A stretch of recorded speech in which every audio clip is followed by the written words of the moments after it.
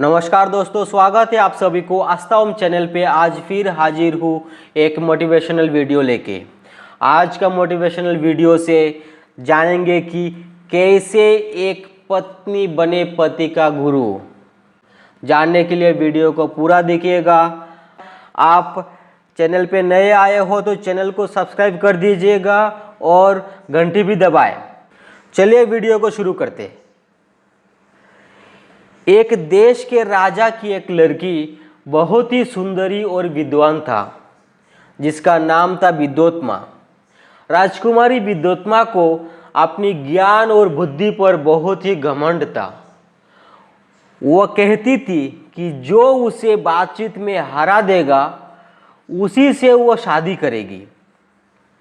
विद्योत्मा से शादी की इच्छा रखने वाले बहुत सारे विद्वान विद्योत्मा से बातचीत में हार गए। तब सारे विद्वान को मन ही मन बहुत गुस्सा आया और कुछ विद्वान ने मिलकर अपने हार का बदला लेने के लिए सबसे बुरा मूर्ख ढूंढने लगा। एक दिन रास्ते से जाते जाते विद्वान लोगों ने देखा कि एक लड़का जिस डाली पे बैठा था उसी डाली को काट रहे थे। तब उन लोगों ने सोचा कि इससे बड़ा मूर्ख और कोई नहीं है। तब विद्वान लोगों ने उस लड़का के साथ बातचीत किया, समझाया और बोला, तुम्हें अच्छा खाना मिलेगा, तुम्हारा शादी करवाएंगे, चलो हमारे साथ। उस लड़का का नाम था कालिदास। कालिदास को विद्योत्मा के पास ले गए और बोले कि कालिदास हम लोगों के गुरु महाराज है, जो आज मौन व्रत किए हुए हैं। आप इनसे इशारों से ही बातचीत कर सकते हैं। जब विद्योत्मा कालिदास के मौन शब्दशाली में इशारों से प्रश्न पूछती तो उसका जवाब भी कालिदास सांकेतिक भाषा में ही देते,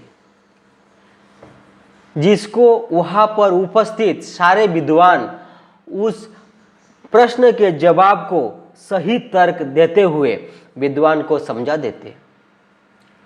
विद्योत्मा ने दिखाया एक उंगली, मतलब भगवान एक है, और कालिदास ने उठाया दो उंगली।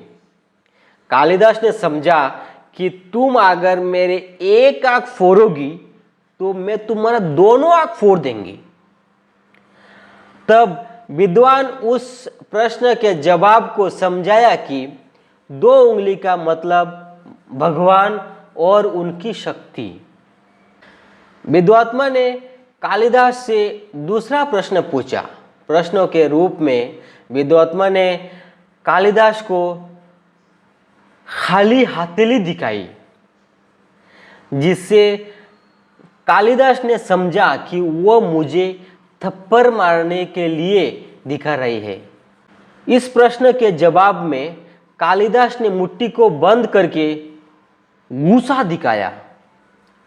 तब विद्वान ने उस प्रश्न के जवाब को समझाते हुए कहा, 5 इंद्रिय अलग अलग है, लेकिन सभी इंद्रियां मिलकर ही हमारे शरीर बनते हैं।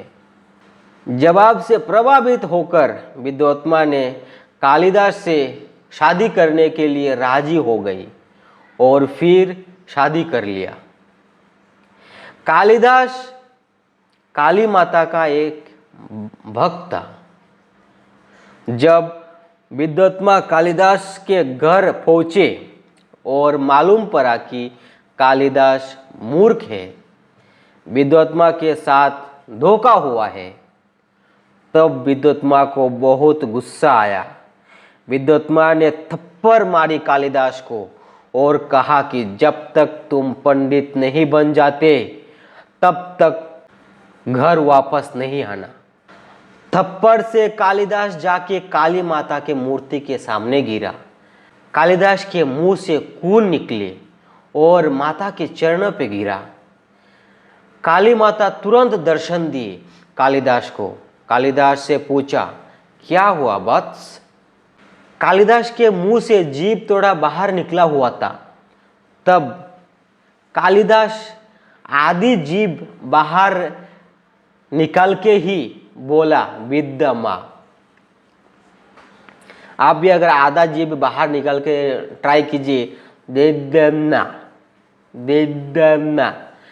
कालिदास बोलना चाहते थे, विद्योत्मा ने मारा, पर आधी जीभ बाहर निकालने के कारण आवाज निकले, विद्या माँ। काली माता ने समझा उसको विद्या का वरदान चाहिए। तब काली माँ ने उसको विद्या का वरदान दिए। कालिदास अपने पत्नी से अपमानित होने के बाद यह ठान लिया कि जब तक वो एक ज्ञानी पंडित नहीं बन जाते तब तक वो घर वापस नहीं लौटेंगे।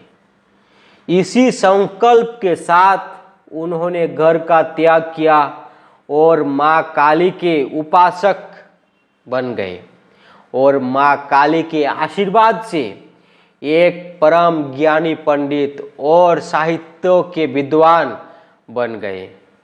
उसके बाद वो घर लौटे और उन्होंने दरवाजा खटखटाया और कहा, कपातम उद्घाटय सुंदरी, दरवाजा खोलो सुंदरी। विद्योत्मा ने चकित होकर कहा, अस्ति कश्चित भाग विशेष, लगता है कोई विद्वान आया है। इस प्रकार कालिदास ने अपनी विद्योत्मा को अपना पथ प्रदर्शक गुरु माना और उसके इस वाक्य को उन्होंने अपने काव्यों में भी जगह दी।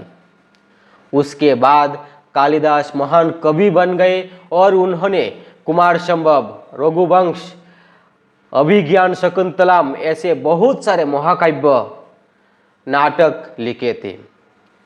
ये था महाकवि कालिदास की कहानी। हमारे जीवन में भी कोई ना कोई मार्गदर्शक चाहिए।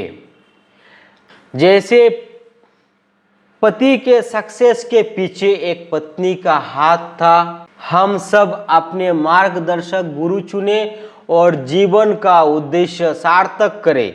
जय माँ काली। और हाँ, आपने अभी तक चैनल को सब्सक्राइब नहीं किया तो please subscribe our channel and hit the bell icon. मैं ऐसा ही मोटिवेशनल एंड स्पिरिचुअल वीडियो लाता रहूँगा इस चैनल पर। जय हिंद, जय माँ काली।